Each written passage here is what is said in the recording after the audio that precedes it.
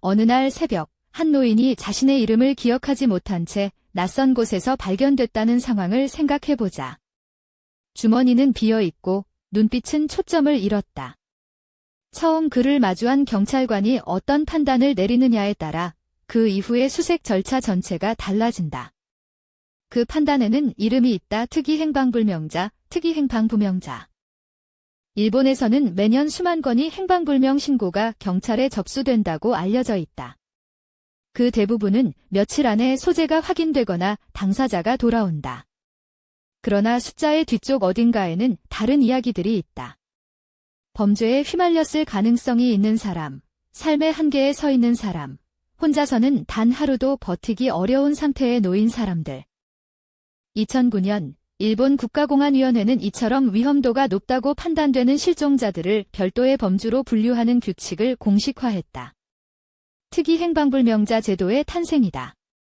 공식화 이전에도 현장에서 유사한 관행이 이미 존재했던 것으로 추정되며 제도는 그 관행을 언어와 절차로 정리한 것에 가깝다. 그러나 규칙이 생겼다고 해서 현실의 모든 문제가 해결되는 것은 아니었다. 이 제도가 적용되는 기준은 크게 세 방향으로 알려져 있다. 첫째는 납치나 살인 피해가 의심되는 경우다. 둘째는 자살이나 자해의 징후가 보이는 경우, 셋째는 치매 노인이나 어린아이처럼 혼자서는 생존을 유지하기 어렵다고 판단되는 사람들이다. 이 세 가지 중 하나에 해당한다고 경찰이 판단하는 순간, 사건은 일반적인 실종 신고의 흐름을 벗어나게 된다. 특이행방불명자로 분류되면 담당 서장의 직접 지휘 아래 즉각적인 광역 수배가 발동되는 것으로 전해진다. 일반 실종 신고가 접수 이후 순서를 기다리는 것과는 근본적으로 다른 속도다. 이 차이는 단순한 행정 절차의 차이가 아니다. 실종 후 72시간, 이른바 골든타임이라고 불리는 시간 안에 수색의 밀도가 얼마나 달라지느냐의 문제다. 그렇다면 누가, 어떤 판단으로 이 분류를 결정하는가? 제도의 운용은 상당 부분 현장 경찰관의 재량에 달려있는 것으로 추정된다. 신고를 받은 경찰관이 위험 징후를 어떻게 읽느냐에 따라 같은 상황에 놓인 두 사람이 서로 다른 범주로 분류될 수 있다. 이것이 이 제도 안에 내재된 가장 불투명한 부분이다. 실종 신고를 받는 경찰관의 입장에서 생각해보자. 가족이 찾아와 어머니가 사라졌다고 말한다. 치매 진단은 없었다. 지갑은 집에 그대로 있다. 휴대전화는 꺼져 있다. 이 파편적인 정보들을 모아 위험도를 판단하는 데는 경험과 훈련, 그리고 세심한 주의가 필요하다. 그 판단이 흔들릴 때 한 사람의 시간도 함께 흔들린다. 이 제도가 실제로 사람을 살린 사례가 있다고 전해진다. 혹한 속에서 배회하던 고령의 치매 환자가 신속한 광역 수배 덕분에 저체온증으로 쓰러지기 직전 발견됐다는 이야기, 위기 징후를 포착한 경찰이 빠르게 개입해 극단적 선택을 막았다는 사례들이 그것이다. 제도가 설계된 의도대로 작동할 때 그 효과는 분명히 존재한다. 문제는 제도가 언제나 의도대로만 작동하지는 않는다는 데 있다. 이 제도와 관련된 통계의 대부분은 외부에 공개되지 않는 것으로 알려져 있다. 특이행방불명자로 분류된 이들 중 얼마나 많은 이들이 범죄 피해자였는지, 얼마나 많은 이들이 무사히 돌아왔는지, 그리고 끝내 소재가 밝혀지지 않은 이들은 몇이나 되는지에 대한 공식 수치를 외부에서 확인하기는 매우 어렵다. 공개되지 않은 숫자 안에는 공개되지 않은 이야기들이 있다. 장기 미해결 실종 사건의 이면에는 수십 년에 걸친 기다림이 있다. 어떤 가족은 기다리다 자신도 고령이 됐고, 어떤 가족은 지금도 기다림을 멈추지 못하고 있다고 전해진다.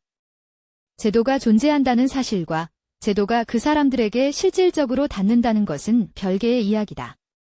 어떤 고통은 제도의 언어로 번역되기를 거부한다. 일부에서는 이 제도의 분류 기준이 지나치게 경찰 중심적으로 설계되어 있다는 우려를 제기하는 것으로 알려져 있다. 실종자의 위험도를 판단하는 주체가 전적으로 경찰이기 때문에 가족이 느끼는 절박한 위기감이 즉각적으로 반영되지 않을 수 있다는 것이다.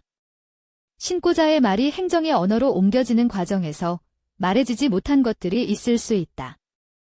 반면 또 다른 시각에서는 이 제도가 경찰의 신속한 대응을 가능하게 하는 필수적인 시스템이라는 평가도 나온다. 위험 신호를 사전에 체계화하고 광역 수색 절차를 제도화하는 것 자체가 실종자 보호의 기반이 된다는 논리다. 두 시각이 모두 완전히 틀리지 않는다는 것, 그것이 이 제도를 둘러싼 논의의 복잡성을 보여준다. 가장 불편한 질문은 이것이다. 특이 행방불명자로 분류됐어야 할 사람이 일반 실종자로 처리되어 골든타임을 놓친 사례가 실제로 존재하는가? 이에 대해 공식적으로 확인된 것은 없다.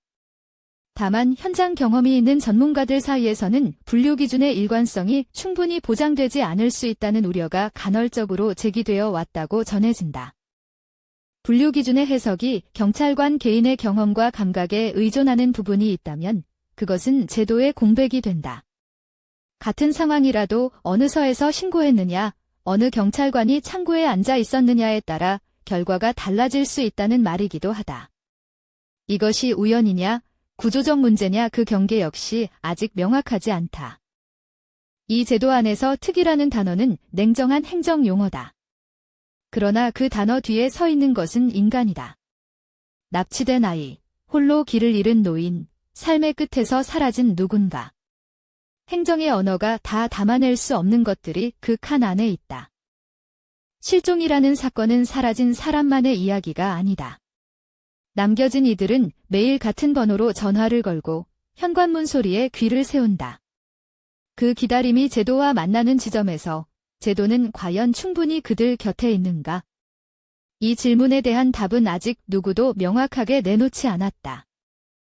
특이 행방불명자 제도는 2009년 공식화됐지만 그것이 실제로 얼마나 잘 작동하고 있는지를 외부에서 검증할 수 있는 공개 자료는 여전히 부족하다고 알려져 있다. 설계는 합리적이다. 그러나 설계와 운용 사이에는 언제나 현실이 있고 그 현실의 두께를 우리는 아직 다 측정하지 못하고 있다. 특이 행방불명자. 냉정한 네 글자의 행정 언어 뒤에 얼마나 많은 이야기가 숨어 있는지 우리는 아직 다 알지 못한다. 제도가 사람을 구하고 있다는 것과 제도가 충분히 구하고 있는가는 전혀 다른 질문이다. 오늘도 어딘가에서 누군가가 사라지고 한 경찰관이 판단을 내리고 시계가 움직인다.